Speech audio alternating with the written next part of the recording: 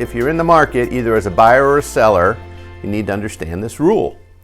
Agent compensation is the seller negotiates with the seller's agent for the commission to be represented by the seller's agent, the compensation. 2.5%, 3%, 2%, whatever set fee, dollar amount, whatever the particular agent and broker agree to work for, that is the commission the seller's agent is going to pay to, or get paid by the seller. How about the buyer's agent? The new rule requires that the buyer hire an agent in writing. Now, the buyer and the buyer's agent have a written agreement, a contract. In the contract, the parties, the buyer and the buyer's agent, negotiate the compensation that the buyer's agent will be paid. It can be a flat fee, it can be a percentage of the sale, it can be a combination. Bottom line, the buyer is going to agree that the buyer's agent will be compensated a set amount at the close of the escrow.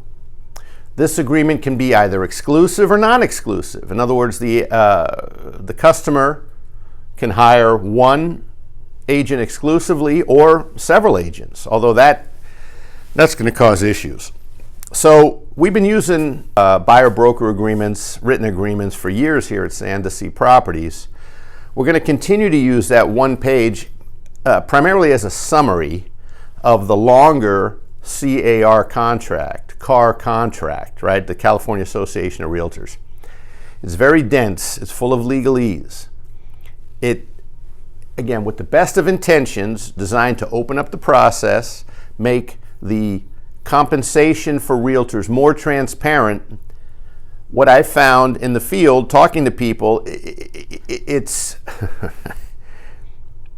it can sometimes be overwhelming for the poor customer to hear all this and to read this. The simplified version is what I'm going to give right here, the abridged version. Mr. and Mrs. Buyer, you want me to work for you? Very good. I will work for you at 2.5% of the sale price. That could be 100 hours, that could be a couple of hundred hours, it could be 50 hours, we don't know. But I work on percentage. So the buyer agrees that I'm going to get paid that amount.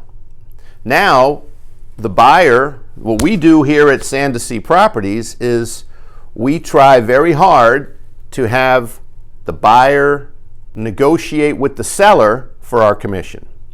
So there is in the contracts that we put together, the purchase agreement contracts, there is a clause that states the seller agrees to pay the buyer's agent the compensation due to the buyer's agent from the buyer.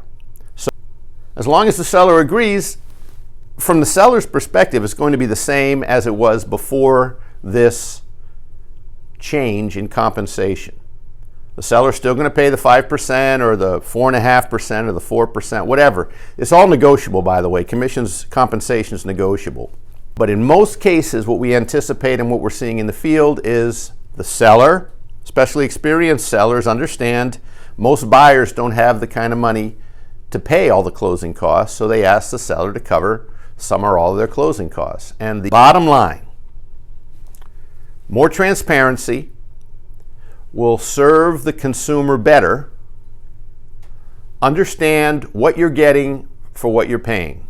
You want an experienced, ethical, well-trained, well-educated agent, fiduciary in your corner.